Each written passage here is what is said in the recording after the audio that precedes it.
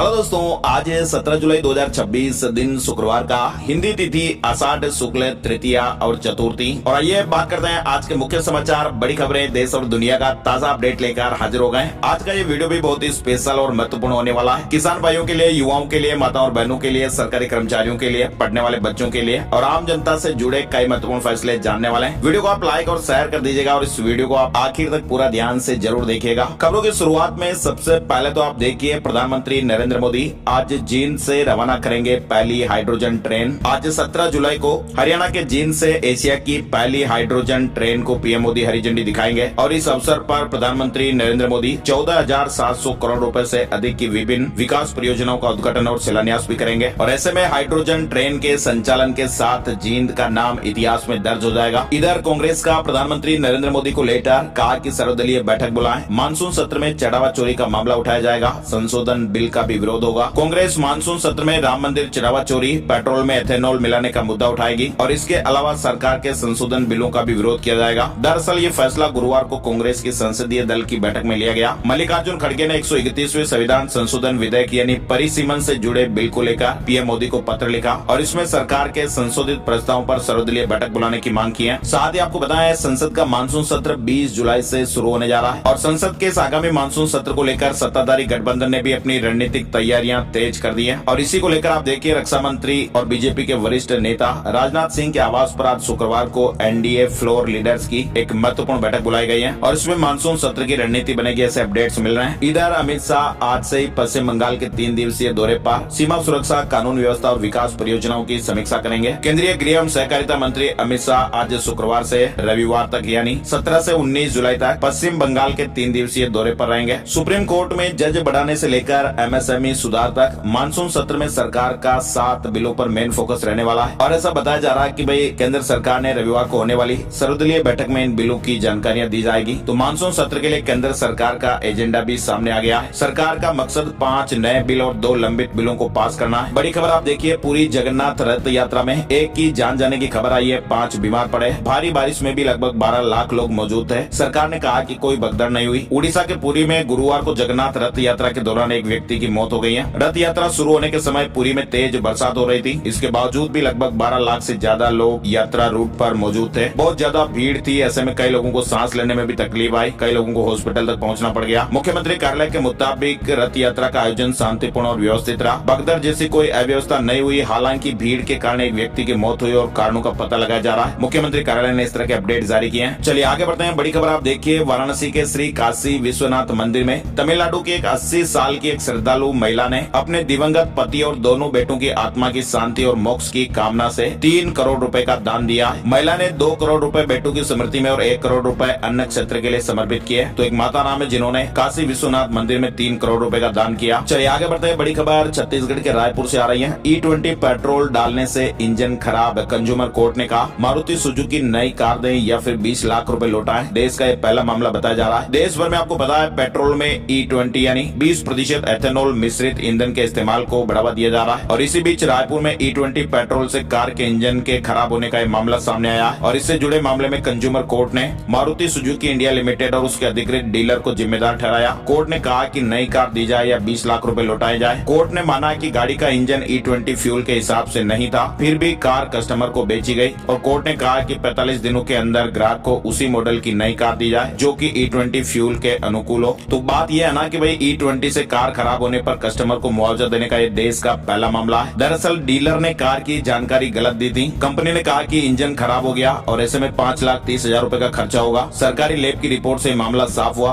Petrol की भी जांच कराई गई। रिपोर्ट में ईंधन में एथेनॉल की मौजूदगी की पुष्टि हुई। आयोग ने इसलिए जुर्माना लगाया और कहा कि भाई गाड़ी का इंजन जब E20 ईंधन के अनुरूप था ही नहीं तो फिर उपभोक्ता को आपने पागल क्यों बनाया, ऐसी कार क्यों बेची गई। और इसीलिए जुर्माना भरने के लिए कहा गया है, नई कार दी जाए नहीं तो फिर पूरे पैसे लौटाए जाए। तो ऐसा मामला फिलहाल ये सामने आया है। चलिए बड़ी खबर आप देखिए, वांगचुक के अनशन पर दिल्ली हाईकोर्ट ने कहा कि हर जान कीमती है। केंद्र और दिल्ली सरकार रोजाना मेडिकल जांच कराएं। दिल्ली हाईकोर्ट ने भी जंतर मंतर पर भूख हड़ताल पर बैठे सोनम वांगचुक की बिगड़ती सेहत पर चिंता जताई है। कोर्ट ने कहा कि भाई हर नागरिक की जान कीमती है और उसकी रक्षा करना सरकार की जिम्मेदारी है। और इधर ये भी खबर है कि जंतर मंतर पर अरविंद केजरीवाल भी पहुंचे। सोनम वांगचुक के अनशन को समर्थन दिया। बोले कि धर्मेंद्र प्रधान को हटाकर वांगचुक को बनाए शिक्षा मंत्री। इधर सुप्रीम कोर्ट ने कहा कि 9वीं में तीसरी भाषा का बोझ न डालें। बोर्ड परीक्षा के एक साल पहले बच्चों में तनाव बढ़ेगा, सरकार से कहिए ऐसा ना करें। सुप्रीम कोर्ट ने गुरुवार को कहा कि वही सीबीएसई को 9वीं से 3 लैंग्वेज पॉलिसी लागू नहीं करनी चाहिए। 9वीं कक्षा की पढ़ाई पहले से मुश्किल है और ऐसे में तीसरी भाषा को शामिल करने की क्या जरूरत है। कोर्ट ने यह भी कहा कि इससे स्टूडेंट का मानसिक तनाव बढ़ सकता है। भारत सरकार से कहिए कि ऐसा ना करें। बेंच ने कहा कि तीसरी भाषा को क्लास 5वीं या 6ठी में ही शुरू कर दिया जाना चाहिए ताकि छात्र इसके साथ अधिक प्रभावी ढंग से तालमेल बिठा सकें। फिलहाल बड़ी खबर देखिए आप, नीट यूजी 2026 का रिजल्ट जारी हो गया है। 11,21,000 स्टूडेंट्स पास हुए। पंजाब हरियाणा के 2 विद्यार्थियों ने टॉप किया है। 720 में से 715 नंबर, 138 स्टूडेंट को 690 प्लस मार्क्स भी मिले हैं। नेशनल टेस्टिंग एजेंसी ने गुरुवार देर रात नीट यूजी 2026 का रिजल्ट जारी कर दिया है। इस साल करीब 20 लाख स्टूडेंट्स ने एग्जाम दिया था, जिनमें से 11,21,000 स्टूडेंट्स क्वालिफाई हुए हैं। इधर एक बड़ी खबर आ रही है जो हम सभी के लिए बेहद ही चौंका देने वाली है, छोटे बच्चों को लेकर। दरअसल होता क्या दोस्तों की रील देखने से छोटे छोटे नन्हे मुन्ने जो बच्चे हैं इनका दिमाग कमजोर होता है। इंस्टाग्राम रील जैसे शॉर्ट वीडियो प्लेटफॉर्म बच्चों की ध्यान लगाने की क्षमता को प्रभावित कर रहे हैं। ये बात हम नहीं कह रहे हैं, वैज्ञानिकों का कहना है कि लगातार छोटे वीडियो देखने से दिमाग का रिवार्ड सिस्टम बदलने लगता है और ये वजह है ना कि बच्चे पढ़ाई या किसी एक काम पर ज्यादा देर तक फोकस नहीं कर पा रहे हैं। और ऐसे दुनिया भर के वैज्ञानिकों और मेडिकल संस्थानों की भी हालिया रिसर्च ये बता रही है कि रील, टिकटॉक और दूसरे शॉर्ट वीडियो प्लेटफॉर्म बच्चों की सोचने, समझने और लंबे समय तक ध्यान लगाने की क्षमता को प्रभावित कर रहे हैं और कई सारे इंस्टीट्यूट ने इस विषय पर गंभीर चिंता जताई है। तो ऐसे में छोटे बच्चों को लेकर आप भी सावधान रहें और इसको लेकर अमेरिकन साइकोलॉजिकल एसोसिएशन ने भी एक चेतावनी जारी की है। फिलहाल देखिए बड़ी खबर, अब भारतीय सेना की जासूसी नामुमकिन के बराबर। डीआरडीओ ने एक क्वांटम नेटवर्क तैयार किया है और ऐसे में हमारे देश की जो सुरक्षा है वो और मजबूत होगी। इंग्लैंड ने भारत को 4 विकेट से हरा दिया है। इंग्लैंड ने दूसरे वनडे में भारत को 4 विकेट से हराकर 3 मैचों की सीरीज 1-1 से बराबर कर दी। इधर आप देखिए हरियाणा से एक बड़ी खबर आ रही है। हरियाणा के जाने माने हार्ट स्पेशलिस्ट डॉक्टर साहब है जिनकी हार्ट अटैक से जान चली गई है। तो ये हरियाणा के एक नामी कार्डियोलॉजिस्ट है जिनके हार्ट अटैक से जान गई है। बाथरूम में बेहोश मिले, घंटे तक सीपीआर देकर जान बचाने की कोशिश भी की गई लेकिन सफलता नहीं मिली। पिछले कई साल से वो रोजाना औसतन 4 से 5 हार्ट सर्जरी करते थे और परिजनों ने भी ये बताया कि भाई उन्हें पहले कभी भी हार्ट की प्रॉब्लम नहीं थी और बुधवार रात जब वो घर आए तो अचानक वॉशरूम में गिर गए। रोहतक पीजीआई से उन्होंने एमबीबीएस एमडी भी किया। चलिए अगली बड़ी खबर आप देखिए, किस तरह से एक बेटे ने पिता की जान ले ली। 150 करोड़ की प्रॉपर्टी चाहता था। गाजियाबाद में 150 करोड़ की प्रॉपर्टी के विवाद में बेटे ने इस तरह का काम कर दिया। न्यूजीलैंड में 5.9 तीव्रता का भूकंप आया। सुनामी की चेतावनी बाद में वापस ले ली गई। भूकंप को लेकर ये बड़ी खबर आ रही है। न्यूजीलैंड के दक्षिणी द्वीप में 5.9 की तीव्रता के भूकंप के झटके महसूस किए गए। इधर आप देखिए हमारे देश में भी गुजरात के कच्छ में भूकंप के झटके महसूस किए गए और दहशत में लोग घरों से बाहर निकल भागे। गुजरात के कच्छ में सिर्फ 2 मिनट के गैप पर भूकंप के 2 झटके महसूस किए गए। लोगों में डर का माहौल हो गया। कच्छ के खावड़ा इलाके में गुरुवार दोपहर 2:20 पर यह पहला भूकंप महसूस किया गया और इसकी तीव्रता 3.6 थी और इसके 2 मिनट बाद ही फिर वापस भूकंप का झटका आया, है ना। और बड़ी खबर आप देख सकते हैं, बंगाल की खाड़ी में 2 नावें डूब जाने की खबर है और 500 मौतों की आशंका है। ज्यादातर रोहिंग्या इनमें सवार थे। खराब मौसम की वजह से यह हादसा हुआ। तो म्यांमार में हिंसा से बचकर भाग रहे 500 से ज्यादा लोगों के समुद्र में लापता होने की आशंकाएं हैं। संयुक्त राष्ट्र की 2 एजेंसियों के मुताबिक म्यांमार के तट के पास खराब मौसम में 2 नावें गायब हो गई और इनमें सवार ज्यादातर लोग रोहिंग्या समुदाय के थे। वैसे आपको बताएं, रोहिंग्या लोगों के पास किसी भी देश की नागरिकता नहीं है और दशकों से ये समुदाय सरकारी उत्पीड़न, हिंसा और भेदभाव का सामना कर रहा है। इधर बड़ी खबर आ रही है, यूक्रेन के राष्ट्रपति व्लादिमीर जेलेंस्की ने रक्षा मंत्री मिखाइलो फेदोरोव को भी नियुक्ति के सिर्फ 6 महीने बाद पद से हटा दिया। इस फैसले के बाद गुरुवार को युद्ध शुरू होने के बाद पहली बार देश के कई शहरों में विरोध प्रदर्शन भी हुए। इधर गगनयान मिशन से जुड़े वैज्ञानिकों ने इसरो छोड़ा। 10 महीने में 100 इस्तीफे हुए। इधर केंद्रीय मंत्री ने कहा कि लोग आते जाते रहते हैं। दरअसल मामला कुछ ऐसा ना दोस्तों की इंडियन स्पेस रिसर्च ऑर्गेनाइजेशन यानी इसरो में पिछले 10 महीनों में 100 से ज्यादा वैज्ञानिकों और तकनीकी कर्मचारियों ने या तो इस्तीफा दे दिया या फिर स्वैच्छिक सेवानिवृत्ति ले ली है। और नौकरी छोड़ने वाले ये वैज्ञानिकों में गगनयान और दूसरे महत्वपूर्ण मिशनों में भी जुड़े वैज्ञानिक भी शामिल हैं। और इसके बाद फिर अंतरिक्ष विभाग ने 14 जुलाई को नया निर्देश भी जारी किया। नौकरी छोड़ने की प्रक्रिया सख्त की जाएगी। चलिए आगे बढ़ते हैं। बड़ी खबर, होर्मुज में भारतीय नाविकों की तैनाती पर रोक लगा दी गई है। सरकार ने आदेश जारी कर दिए हैं। हमलों में 14 भारतीयों की मौत के बाद ये फैसला लिया गया। खाड़ी क्षेत्र में बढ़ते सुरक्षा जोखिम को देखते हुए भारत ने अगले आदेश तक होर्मुज स्ट्रेट से गुजरने वाले जहाजों पर